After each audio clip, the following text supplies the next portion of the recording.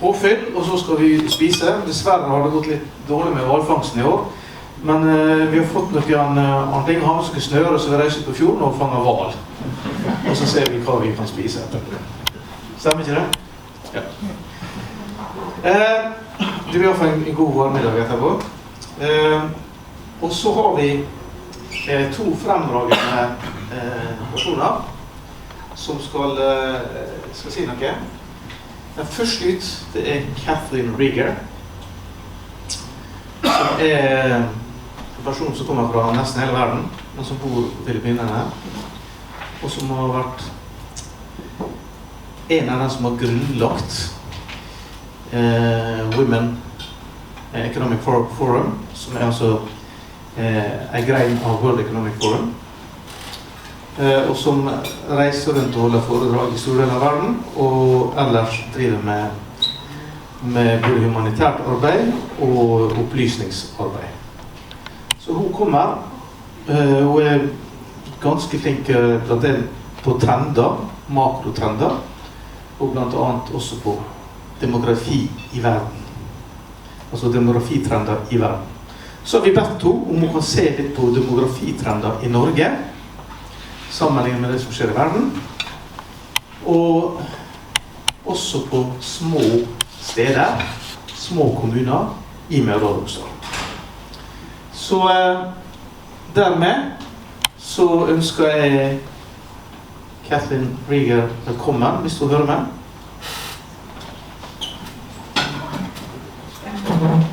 Vær så god.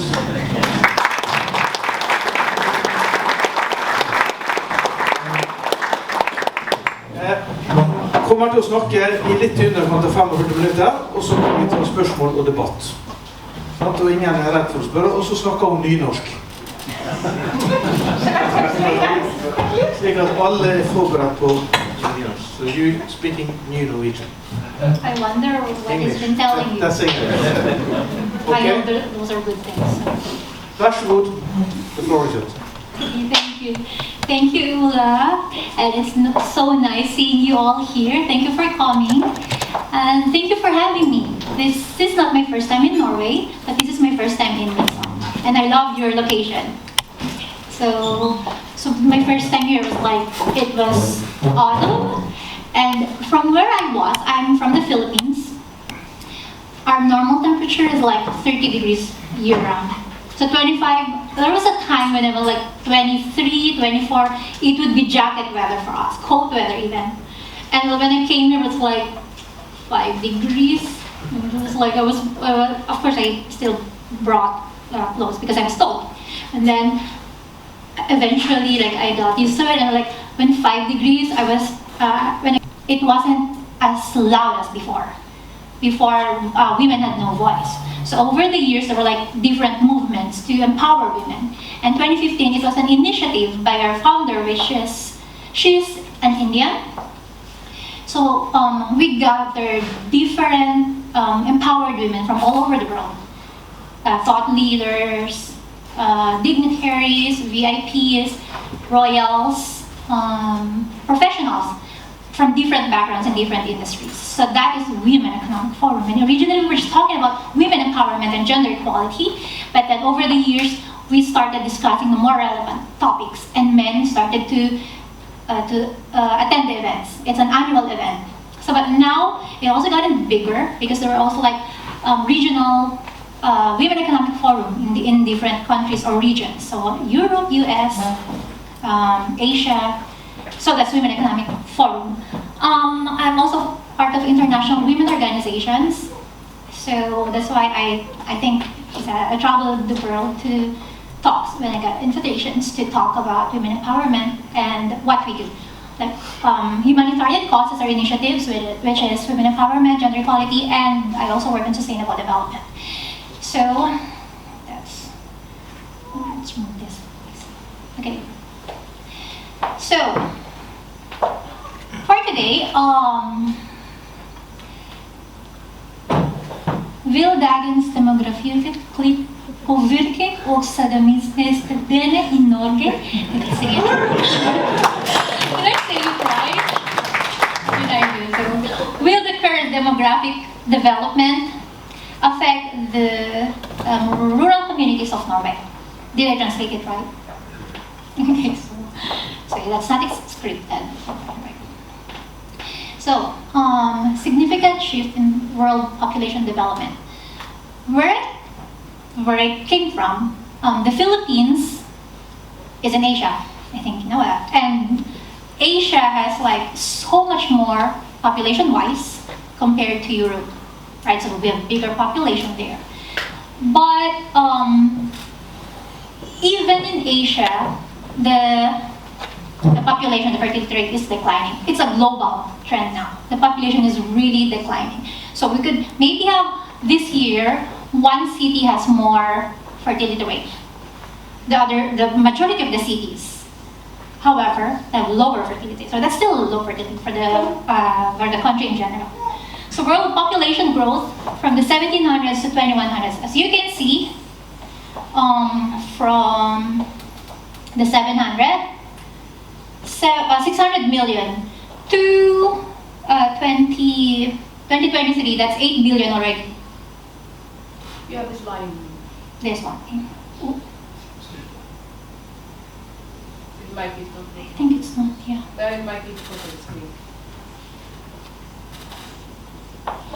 Oh, there we go.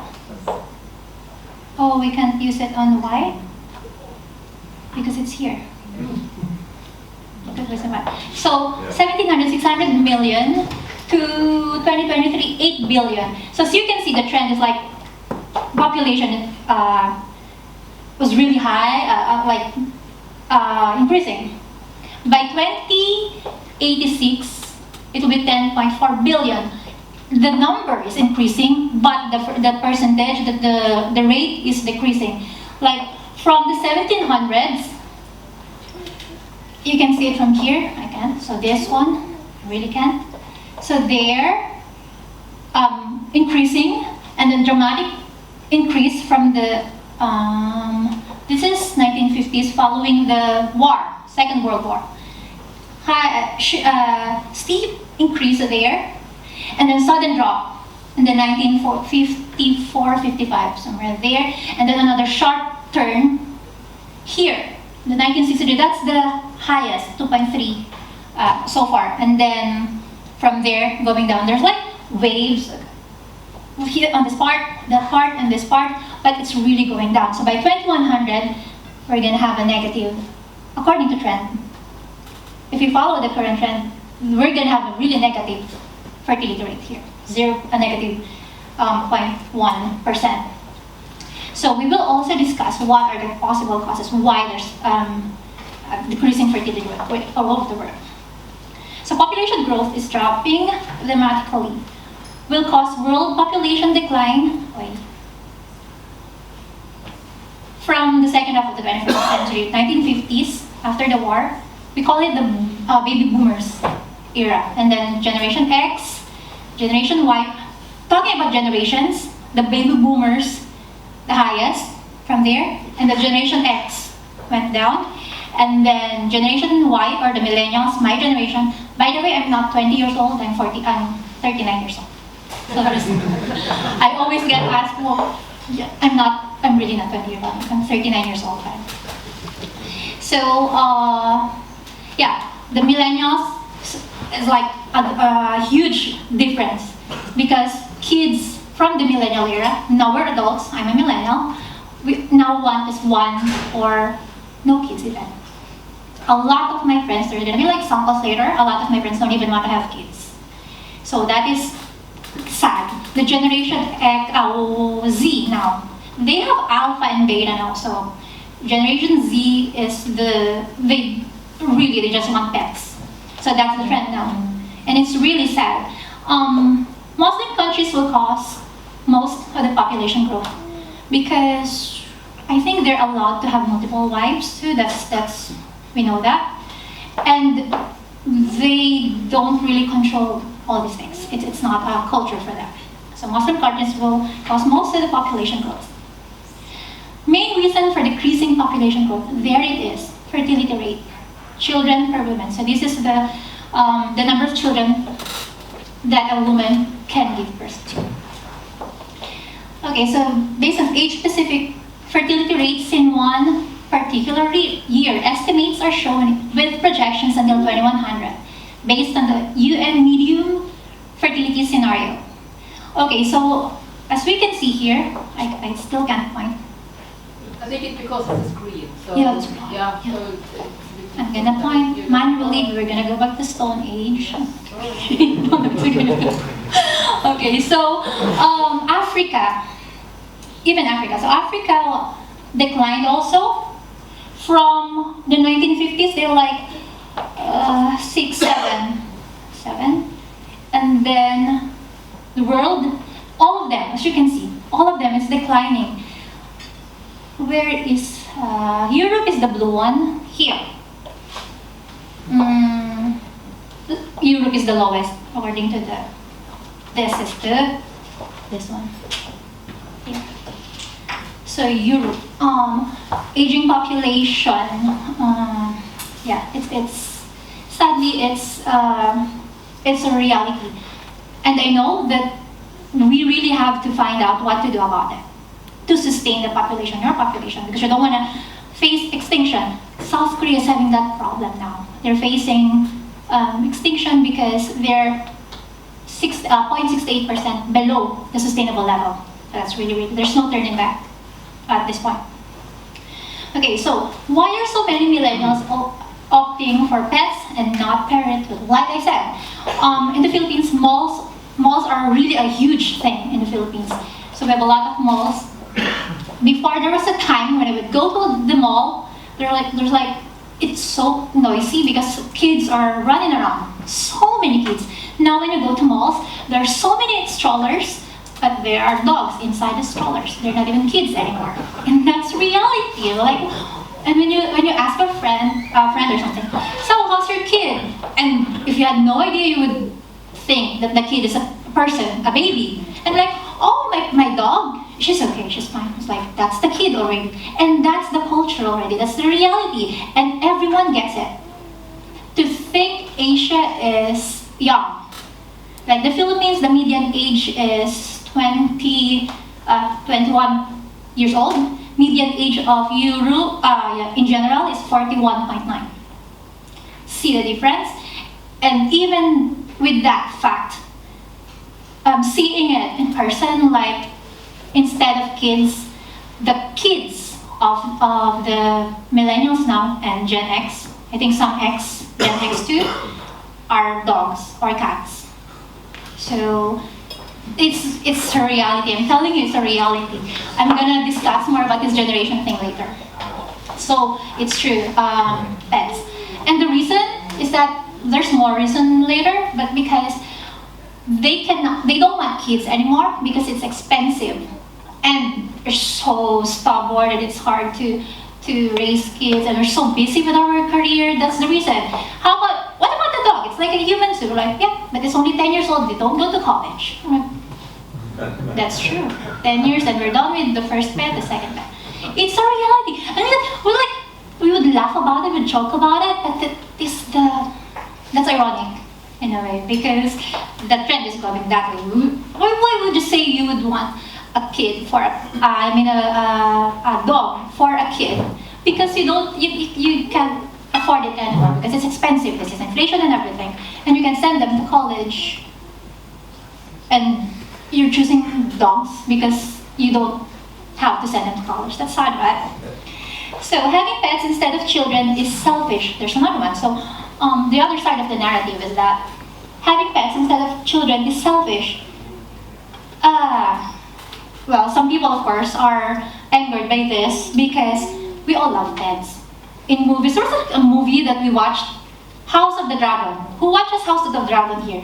Does anyone watch House of the Dragon? Wow, House of the Dragon. So it's a series on HBO, and it's like there was a scene that one of the bad guys kicked a dog, and the netizens like reacted to it. Why would you kick a dog? Something. And then the other scene is like they killed the baby. They beheaded the baby. It's really brutal. And the people were like, oh, that's a really interesting scene. I'm like, okay, what about the kicking the dog? Like, people love animals in a way, fascinating. So the second narrative is that some people think having pets instead of children is selfish because we need to have kids to sustain the world. We need to have people. Because if the aging population continues on, then who's gonna populate the world after the aging population is gone, reality-wise? So, okay, some examples. Okay, so, okay, this is okay for everything. One example, all millennials. This is, let's try, still not working. That's my friend Lani, Maki. So all of them, there's 4 of us, but the one is always busy, so we can't really fit in the schedule of everyone, so there's always 3 of us. Lani is 50 years old, she can't have kids anymore. Maki, she's choosing not to have kids because she said it's expensive. And she has a niece, so she's just gonna help raise the niece. Kat, she said she really doesn't want to have kids at all because the world is chaotic. She doesn't want to raise kids in this chaotic world. But sometimes we question, okay, so you don't want to have kids. Of course, I'm not asking them personally, but in my mind, like, so you don't want to have kids because the world is chaotic. But then without enough kids, the world will die anyway in the future or something. It's not going to be sustainable. It's really depressing. So 4 of us, and none of us have kids, 100%. Multiply that, of course, in like different groups. It's not that I don't want kids. Right, so I'm not one of them. I will contribute to the world. Let's see. Okay, another group of friends. There's 2, don't have kids yet, but they're 40s already. So let's see if they can still have kids. 2 over there, they don't want kids. These are all my friends. And then 5 of us, only one here has kid, the one in the middle, Lana. This, she only wants 1 kid, she has it already, and the husband doesn't want another one. She doesn't want kids. She cannot have kids because of fertility problem. Those 2 over there, just 1 because the husband also doesn't want another kid. The middle one, she doesn't want kids. She just wants to travel. And they have pets. So, in total, there's 17 of us. Only 2 have kids. In my own circle, that's my own circle. Imagine that, 17 of us, only 2 of us have kids. Multiply that in the world. And this is like, all of us have careers. They're all successful women and all these things. And they can afford to have kids actually, if they want to. But they're choosing not to. So why is that? There will be more later. So why don't people want kids anymore? Okay, so projected change in global population. So present fertility rates difficult to measure by religion, but we have an approximation. So Muslims, approximately 3%. Christians, approximately 3 plus 2. Other religions, approximately 2. Unaffiliated, approximately 1.5. And falling for all groups. So if you go to the side, already. So from here, the number of people, Christians, 2 from 2010, 2050, right? 2.17 Christians, it will increase by 2020 to 2.92 billion, the number of Christians. Muslims from 1.6, 2010, 2050, they're gonna be almost like catching up with the Christians. 2.76, they have higher increase rate. During the next 4 decades, Islam will grow faster than any other major world religion. So it's very consistent with different studies, different researches. Muslims will have more children. They will dominate the world eventually, basing from the current trend. Unaffiliated, okay, so that side, percent of global population. So 2010 to 2050, 31.4% for Christians. It's the same. 2050, the percent. How many 9 billion, Professor? Yeah, 9 billion. So Muslims, they really increased. So from 23.2%, they will be 29.7% of the global population already by 2050. So from this alone, we know the Muslims will really increase in number. So by 2050, Christians and Muslims will make up nearly equal share of the world population. So yeah, all the others almost the same or falling down too. So next one. Okay, so here we go with the reasons. Fertility rates will see dramatic decline with 97% of the countries unable to sustain populations. So right now, here, let's look here.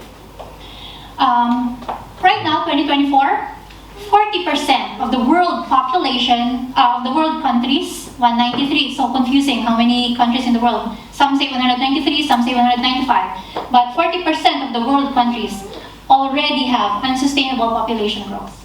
By 2050, that's 26 years from now. 75% of the world countries. By 2100, the 22nd century, a whopping 97% of the world countries will not have sustainable population. So ask yourselves, your grandkids or great-grandkids, how are they going to be in a world where there's not enough people anymore? Probably they're going to have a lot of dogs or something. So what about Norway? We go to Norway now. Population growth. Norway is likely to drop significantly and might be negative in a few years' time. Population increasing fertility, the blue one, increasing fertility and normal migration. Population, the orange one, population, the current fertility trend with low immigration. The green one, population increasing fertility with a high immigration. So we can see here, so from 2024 to 2100, the green one, it will be sustainable by 2100, but with the help of immigration. Without the help of immigration or migration, it will be like less. That's the orange one, 2100. So immigration will compensate up to some degree. Immigration also causes centralization in the long run. So what does this mean? Immigration will compensate up to some degree because, of course, we know if you add people from other countries into Norway and they're going to have like more kids, other kids, it will help with your population. We know that. If you have like, if majority of the population of a country, for example, Japan, China, Korea, if we get more people there from other countries and they produce, it will help with their population. But is it really sustainable just to have like, okay, let's have, what's your population, 5.6? Should we get 5 million immigrants to Norway to help with your population? Of course, your government wouldn't want that. You wouldn't want that because then they would dominate because they're going to have kids. And then the kids will be, basically the locals of Norway would be outnumbered. And that is what's going to happen if the trend continues on. Immigration also causes centralization in the long run. Centralization is not the location. Centralization meaning in this sense is they go to the centers like Bergen, Oslo, Stavanger, Trondheim, the main cities. So they're concentrated in the big cities. So because immigration, maybe because there's like little activity in for example, Midsund or in other small towns like Orska, Os. So maybe they would choose to go to Oslo because there's more restaurants and bars and everything, these things. So immigration, the immigrants, they're from a country with a different, for example, if I'm an Asian and we have like their bars open until 5 p.m. and you move to, for example, a city up north, any small town up north. Norway. Sorry? Norway. Norvik. Norway. Oh, in Norvik. In Norvik. Oh, like Svalbard. What? Trondheim. Tar what? Oh, Tar, no? Tar. Very good, Tar. Okay, there. We can say, for example, when you move there, of course you want to move to the center cities like Bergen, like Trondheim, Stavanger, because that's where the job opportunities are. That's the mindset. You don't see the opportunities in small towns because you think it's small. If you're an immigrant, of course, I was just with some women earlier for the women's lunch, and then we were talking about some of the challenges that women face here in Midsund, and it's very eye-opening for me, coming from a world, from a different world, not a different world because I'm still from planet Earth. I don't know if I look like an alien or something to you guys, but yeah. So it's very eye-opening because from outside Norway, like people would just think Norway is a rich country. Everyone is rich. They're just partying and they're throwing people away and all these things. They're so rich. And then was like one of my friends, the one who also doesn't want to have kids, and she was like, I think Kathleen, I want to go to Norway one day. That was like years ago, before the pandemic. Okay, why do you want to go to Norway? And she was like, because they're very rich. Okay, why? Because they're rich. I'm like, okay, so that's it. That's her reason. So see, the perception of people from Norway is that you guys are rich. You're just rich. So it's very, in a way, motivating for people to move to Norway because they think everything's rich, everything's perfect. It's a paradise. That's, if you don't know it yet, I'm informing you. That's how people from outside Norway think of Norway. So,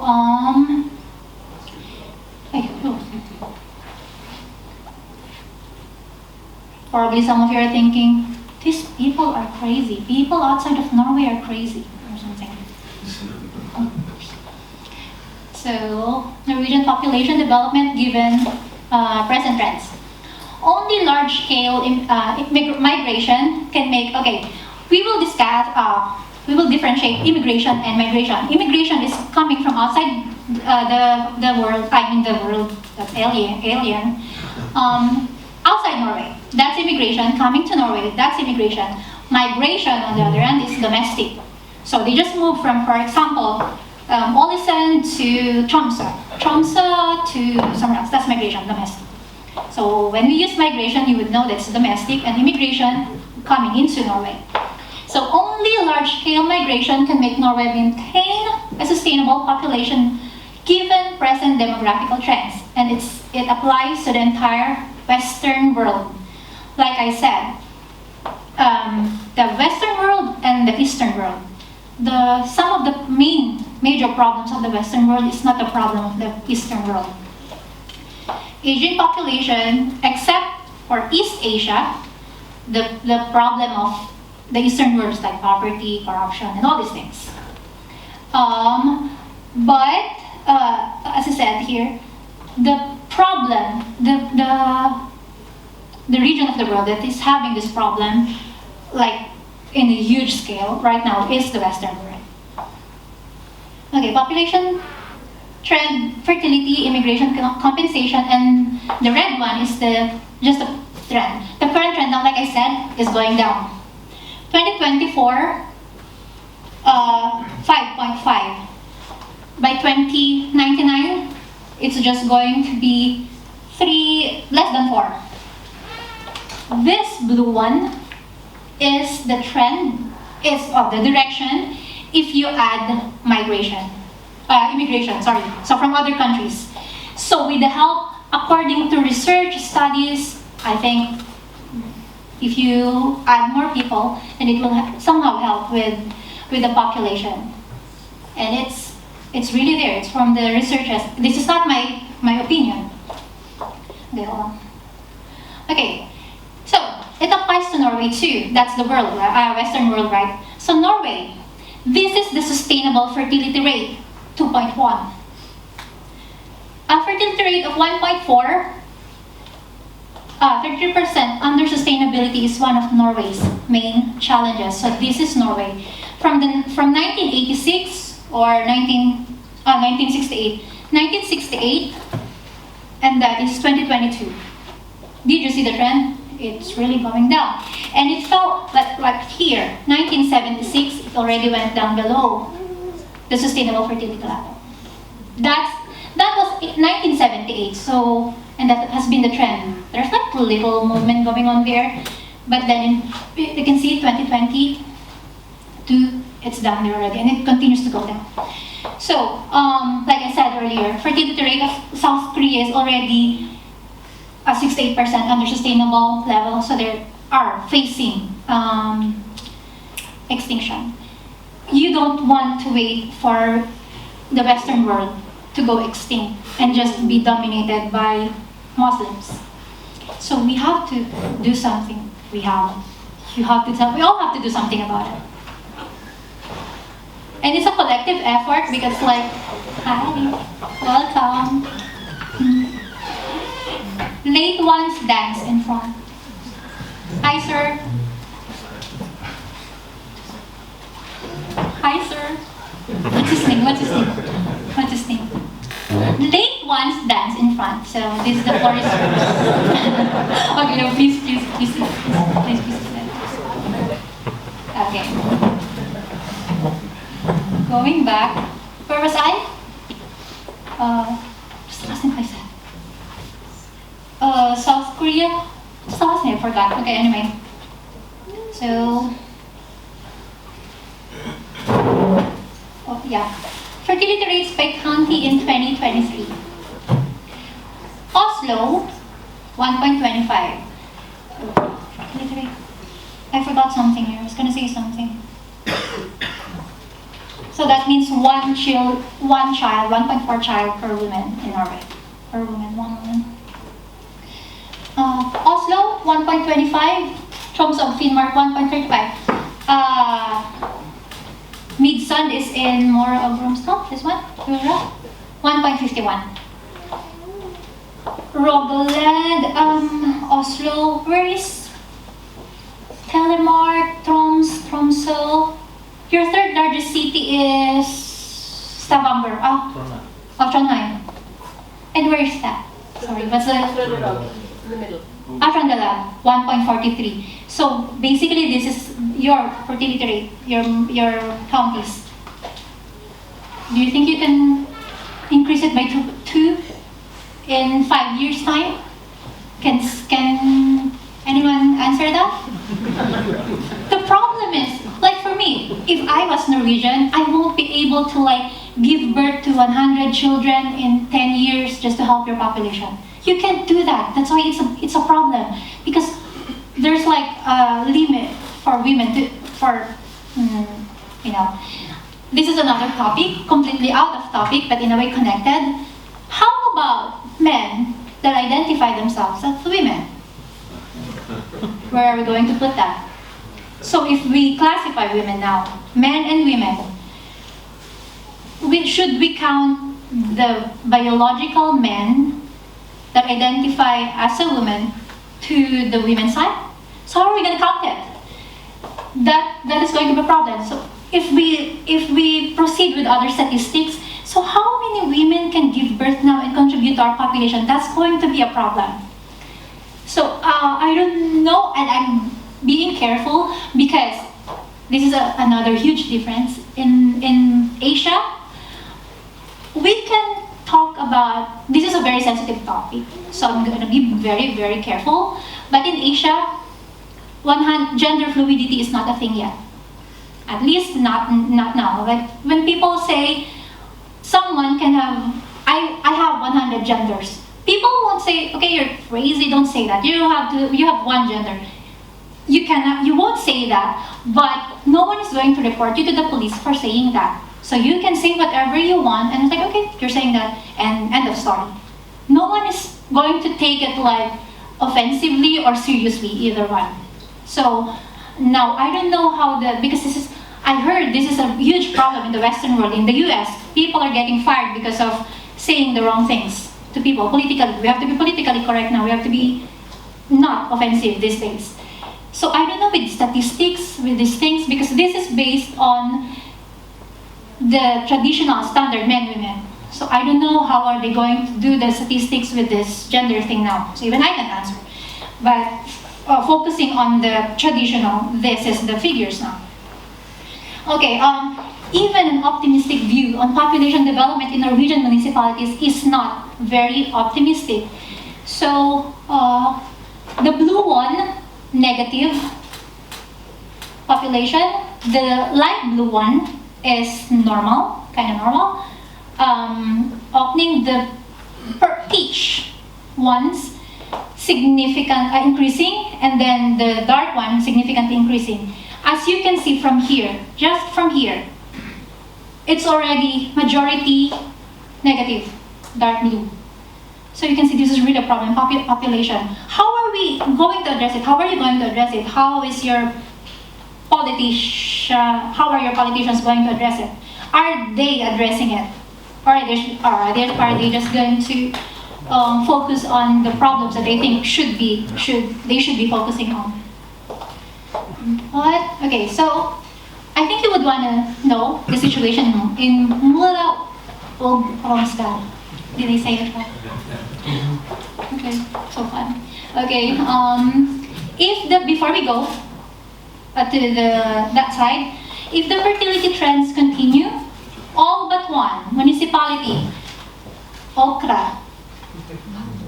Who here is from Okra? No one? Oh, okay. Not? Oh, hi, sir. Oh, you're the only one here. Congratulations. I know. Oh, yeah. You're the only one that will not reduce their population to like a dangerous level. And most of them significantly. So, majority of them, as you can see from here, decreasing population. We will go to that side. Many communities and several municipalities will lose sustainability because they really cannot sustain their population anymore. Significant immigration compensation is likely again and again. Immigration will help with compensate, but you really have to be careful because then they would outnumber you too. So this is immigration is a double-edged sword. Migration, that's at least you moving around Norway, but immigration is a double-edged sword. They will dominate you if they produce more kids and you're not producing more kids. So, however, countries and communities, will compete for skilled immigrants, and it will be difficult to obtain sustainable population development, of course, because you're one country. I will need more immigrants. I also need more immigrants. I also need. Why are you taking us for granted? Because we're a smaller county. So we're gonna have like more immigrants to Bergen and Oslo and Ålesund and Trondheim because they're the bigger cities. You will compete with immigration. Let's move to the figures now. 2024, this is the population of cities. I think these are cities. Yeah, these are cities. 2050, immigration compensation. The red ones are the negatives. 2050, 26 years later, we will look at the figures. This is the population. The first column, second column, the population. Now, with immigration, this will be the figures. That one. With the present fertility trend, that one. So, it will decline. From 2004, for example, we're gonna look at Midsundkonferansen. From 32,816, according to the present fertility trend, it will decrease to 30,333. But with immigration, it will help. You're gonna be 34,602 by 2050 if immigration helps. So all of this, you want to look at it. Immigration really helps because the fertility trend is really down. So you can see almost all of them are red. But like I said, it's a double-edged sword. So your government are of course careful with these things. Okay, regional development in Mura Olmstad. Population in 2024. And then the next one, population in 2050 with migration compensation. That is the fertility trend without migration. That's the percentage of the change. So, for example, Greater Ålesund is Ålesund, Giske, and Sula. Is it Sula? Sula, Giske, and Ålesund. The Greater Ålesund. So the population is 106,056. With population migration, it will be 111,651. The fertility trend continues. You will decrease and go down to 97,873. The percentage with migration compensation, you will increase by 5.3. Without migration, you will decrease by negative 7.7. And it's the same. It's so consistent with all of your what is this called? Regions. Yeah, regions in your county. So it's very consistent. I think we really have to believe that this is really what the trend now, because everything, this is what it says. That's according to SSB, Norway statistics. Okay, now, multiple negative effects of too low fertility. Unsustainable fertility. What are the effects? So there's really a domino effect there. So demographic effect, service level effect, communication and transportation effect, labor market effect, industrial effect, financial effect, pension effect, social and cultural effects. Why? Okay, so those are all the effects of unsustainable fertility. Non-sustainable fertility has more negative consequences than one tend to assume. We just don't see it yet because not all of us look in the bigger picture. We live our lives, we have to do, unless we listen to someone talk about it or read something about it, then we're not aware. I don't think everyone is aware that this is happening now. Even I wasn't aware until I was studying the trends and the systems of Norway. I was like, oh, it's just really so different. And it's so fascinating because I was comparing Norway and Europe to the Philippines and Asia, and it's so different. It's really so different. And it's very eye-opening because you're a rich country, the Western world is a rich country, but without the proper sustainable level of population. What's money going to do about the lack of people? You can have a lot of money, but then the immigrants are just going to be the ones to enjoy it by 2100 or something. This is reality, and I don't know. You should warn Støre or whoever is your next prime minister or something. But this is really a wake-up call, because if you cannot sustain the population, the Norwegians will be a minority by 2100. Do you want that? Of course you don't want that. Right, so Støre, hello, calling. You might want to consider that. Closing down schools is basically a fertility problem and less about bad will from politicians. So I was talking about it also with the Women's League. Oh, it's okay. Completely commercial. When I was invited to a women's lunch here, and then when I got here earlier, Gry was driving us, and then we went to one of the fishing boats, and then Arne were there, and then more men. I was like, it was just me and Gry. I'm like, women's lunch. Why are there all men? This is the women's lunch. Like, did you identify as a woman or something? Ola, I've known him for years. I'm like, women's lunch. I was so close to asking him, are you a woman now or something? That was like, and then Gry told me that the women's lunch is going to be a little later, and there were really 12 of us there. So we were talking about the challenges of Midsund. That's another story. So yeah, I really hope you stay as a man. Okay. So, okay, pros and cons of low fertility. Okay, of course, the positive side. Moderate population. Also, I was talking to we were talking about it. The women's lunch, the first one, with the men. And we're like talking about it like, the problem is a double-edged sword, because the other narrative of the world is that we cannot have more kids because it's gonna endanger the planet. The planet won't be sustainable if there are more people, because there will be more people to fight, in a way, to compete for the resources, like water,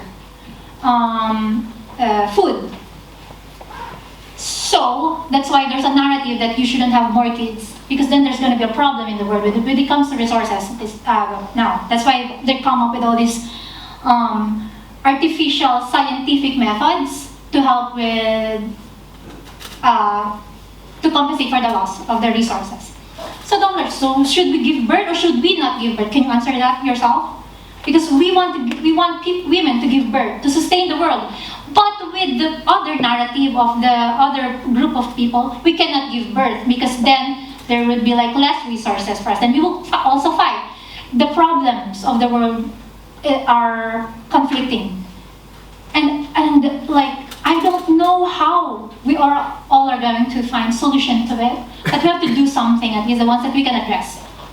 At least because it is happening. I'm telling you, it is happening. I'm gonna ask you like 26 years from now if it happened. Okay, moderate population growth can be sustainable, like I said. Good for environmental sustainability, the eco-friendly people, the green group. Good for food security, because especially Africa, I think, they're still having problems with hunger. They don't have enough there. So less people, more food for the ones already here. Good for health services, because the healthcare in Norway is almost free. Like they were correcting us because you cannot use free because you'll have to pay something. Okay, almost free. And then you have a problem with if you get something that's not life-threatening, then you will be treated 6 months, 18 months, from up to 18 months. It depends on the availability, right? So if with less people, then there's going to be like less queues, and you will be treated sooner. Apparently that's a good thing.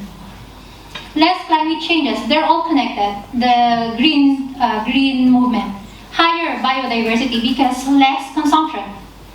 So what are the negative effects? The negative effects are the ones that we really have to look out for. Because on healthcare, low fertility on healthcare. Also, because if you have like less people, then there will be less healthcare professionals. There will be less people to create these medicines that we need. There will be less doctors. There will be less nurses. Less sustainable pensions. You have the world's largest pension fund, right? But with low fertility, how are you? The aging population, you will spend more on your pensions, right? Compared to like the countries that are younger and they don't need their pensions yet, they're still paying more taxes. So lack of labor recruitment, because like I said, if the majority is aging, then you're gonna have problems with labor. Less social security, like your pensions, you have to pay more people. High demographic mobility challenges. This is with reference to migration. High demographic mobility problems, lack of demographic sustainability, financial unsustainability, unsustainable healthcare, unsustainable rural communities, and aging population. Unsustainable rural communities. Again, we discussed it earlier. The focus is on the center cities, Bergen, Oslo, Trondheim. What about the smaller communities? Because you also need to focus on them. There are so many issues that are not being addressed, like they're losing job opportunities because the young people are moving to the central cities. They're closing down schools and kindergartens because there aren't a lot of people, and they're combining it with the next county or something or less. Then more people, the teachers, some of the teachers are losing. One of us was already like, what's her name? It was emotional earlier too because their kindergarten is shutting down. So she's gonna lose her job. It's sad reality. So anyway, again and again, aging population is a huge challenge in Norway and Mora og Romsdal in particular. The green ones are like the majority. That's the main problem. Those are the regions that have high aging population. So next, okay, less central municipalities lack women. Why is that? Low fertility rates amplify the effect. Why is that? It is, according to surveys, according to researchers, there are more women in the main cities, Bergen, Oslo, Trondheim, Stavanger. Why is that? I don't know, but even in the Philippines, Makati, the greater metropolitan area, have more men than women. Maybe because of the work opportunities, but that's according to statistics. We need to have more women in municipalities, in other municipalities, in smaller towns, in smaller villages, because we need women to give birth to kids. We're going to go back to the main problem over and over. Okay, the less central a community is, the bigger is the female deficit, especially for birth-giving women. So, why do we have less women in less central municipalities? Because they probably moved to a city or a town with higher job opportunities or more fun, according to them. So that's probably the reason.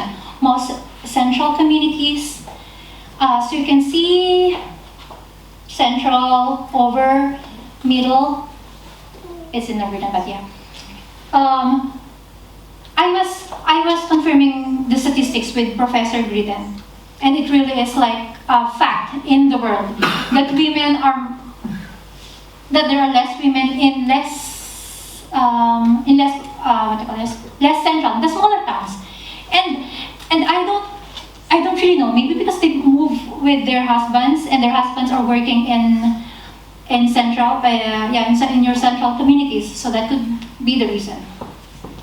So anyway, number of births in 2050 will decrease relative to 2020, and the number of deaths in 2050 will increase significantly relative to 2020. Why? They are connected. Why? Because by 2020, the aging population is gone, and the number of births is also increasing. So this is a double problem.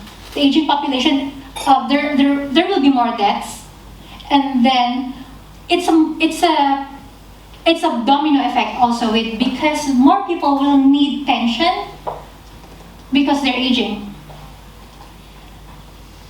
Number of births in 2050 will decrease relative to 2020.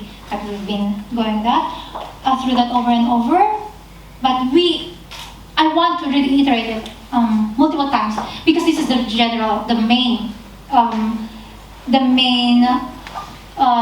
we're focusing on it because that is the main problem, the scenario now. So for Mora og Romsdal, births most likely will come down between 5 to 20%, from 2020 to 2050, when deaths will increase by approximately 40% by 2020, because the population is aging by around this time. So in 26 years, sadly, we have less people because of the deaths, and with less population, your population declines too.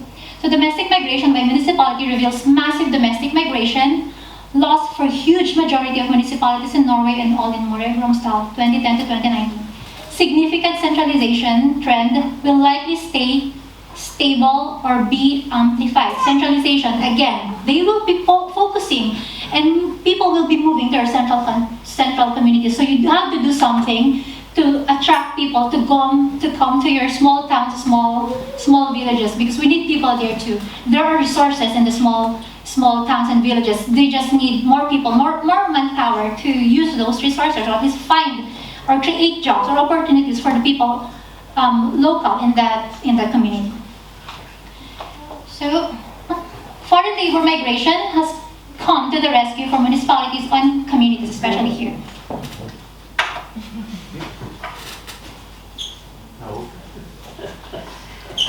Oh, okay.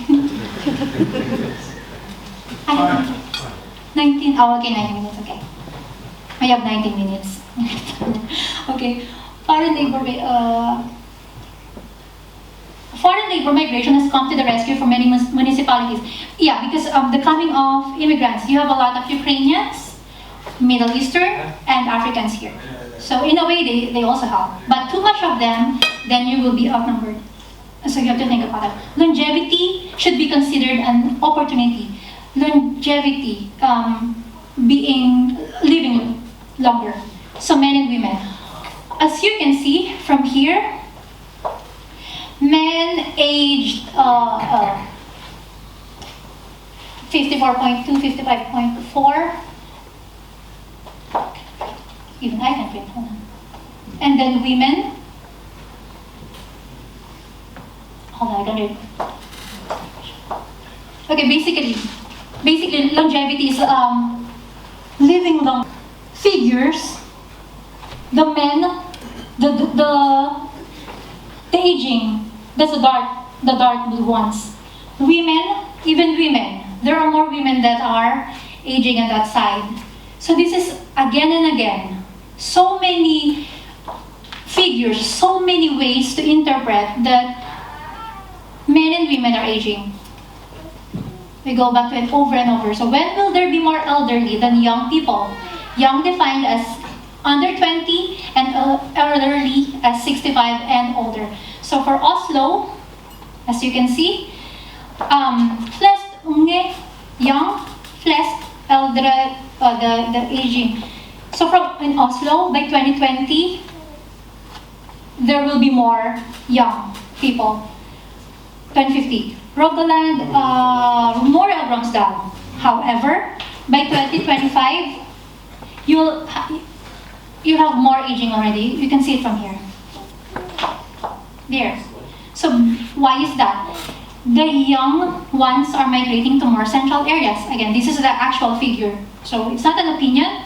The young people are really moving to the central areas. Oslo, Bergen, and Stavanger. That's in 2024 already. These are the figures. And the next ones after this one. So we go to what is a population pyramid? So this is the shape. If you have this, a triangular one, the population is healthy.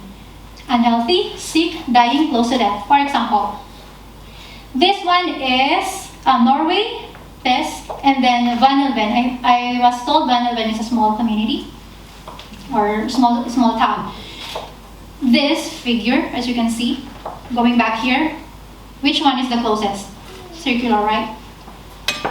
Norway, sick. That is according to the population pyramid, circular, sick. Because of the figure that you can see. The other side, what is dying? It's like an inverted pyramid, but the more flat base. I thought that was like a chessboard or the horse on a chessboard, but that is approximately dying. According to figures, the population in Vanelven. Where is Vanelven? Which high up or southern Norway? South of Ålesund. Oh, close here. They're dying already, sadly. And it's like very eye-opening. We have to let people know that the trend is this. And people are so sorry, there's like we're so very straightforward here, but these are the figures that I'm presenting to you because that's the reality. So yeah. There, okay. Scenario for Midsund and the similar communities. Okay, unsustainable fertility. Schools closed down because then there's less kids, less opportunities because there will be like less people there, less people to like create these opportunities. They're moving somewhere else. Centralization. They're moving to the central locations. Less services because there are less people and there are less people do the services in the service sector. Lack of labor because of lack of manpower and decreasing fertility. Okay, that's to rush a little bit. To answer how to increase fertility, one has to ask why fertility is low. There are also like, I was discussing this with other women too. There's a problem, like some of those who don't choose to not give birth have fertility problems. So like they want to give birth, but they have fertility problems. So there's so many factors contributing to low fertility and low fertility rates. Education and career. The millennials. My grandparents, but baby boomers, they had like 5 to 8 kids. My parents, they only have like 2, 5, 3 to 5. The millennials, like I said, we just want 1 or 2.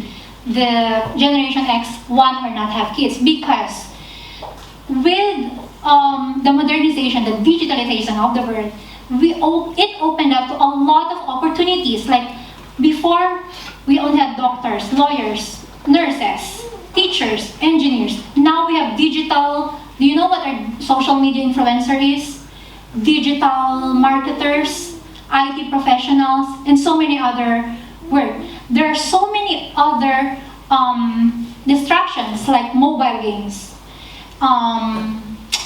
There's this social influencer trend where they promote on social media like resorts or food, and people just watch it. Like who here is on TikTok? So Instagram, Facebook. There's a lot of distractions. So people, in a way, are focused on their careers because they want to be successful. Because and the time comes, or like they realize that it's too late for them to give birth already. And they did not mean to not have kids, but because they were so distracted with being career-oriented, with being successful, with competing with other successful people, then they forget about family. Family is the basic unit of society. Without the kids, we cannot sustain the world population. Getting a degree and career has become more important. Education, we want to be more educated. Too many of a master or higher degree in wealthy countries. Like it's a distraction because we want to have masters and doctorates and all these things, then we forget about creating a family or starting a family. Societal shifts. Jobs have challenged more a lifestyle than before because it's also like a status symbol. When you have a job, when you are successful, then people tend to like look up to you. And so people want to be successful because they want people to look up to them or something. So you want to be more successful than your colleagues. Workers have changed from breadwinner to career. Now it's not just because you have to feed your family, but also you have to have your own career. Technology is changing. We know that, like I said. It's different, so many distractions already. Expectations are changing. Job has become a satisfaction. If you don't have a job, you feel like fulfilled. Financial issues, cost-benefit approach. So if this is expensive, should I buy this? What are the benefits? If having a child is deemed a net cost, one tends to not give birth. Like I said, the reason it's so expensive to raise a kid. So I'm just gonna buy a puppy because we're not gonna send them to college. We don't have to spend for college. Societal issues, postponing parenthood because I want to have my doctorate first before I become a mother. Families are dismantled. Okay, the other issues here are like, it comes with if you're familiar with the woke culture, some of it pose a threat to fertility also. Because some couples, like for example, man-to-man couples, they have to adopt a kid to have kids. The two of them cannot just have kids. Okay, excuse me again, I want to like, please excuse me if there are people here who believe men can give birth, maybe.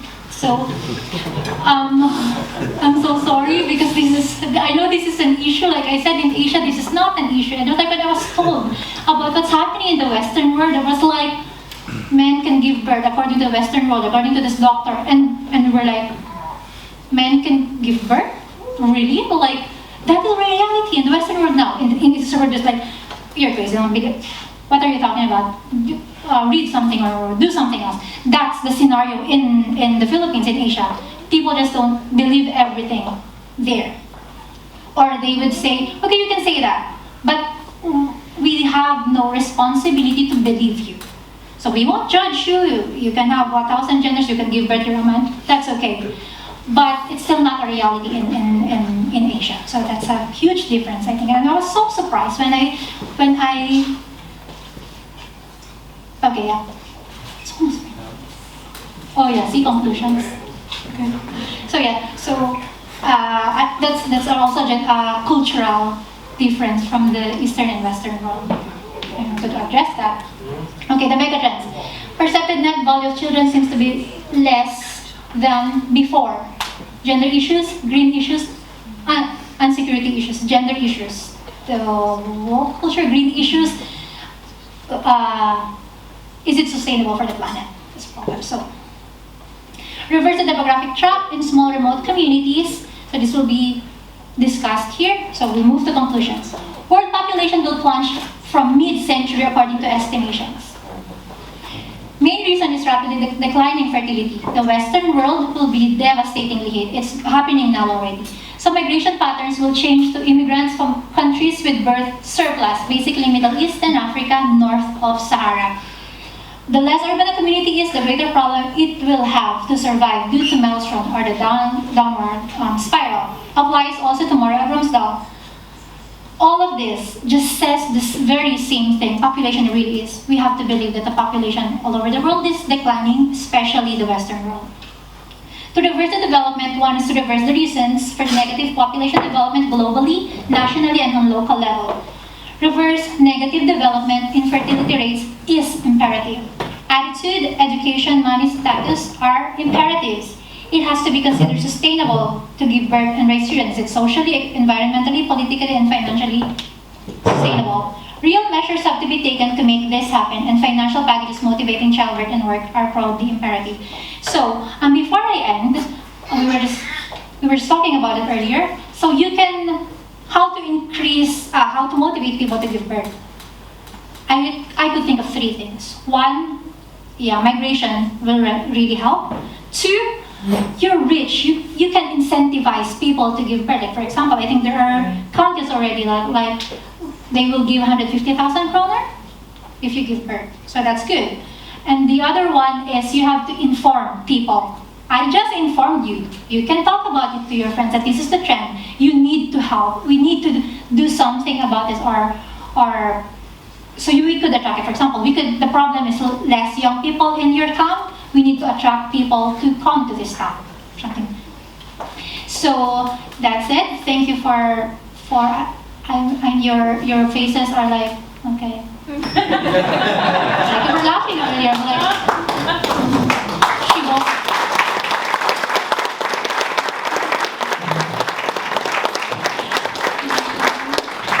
Kathleen, if anyone has questions, we can take them over here. Okay?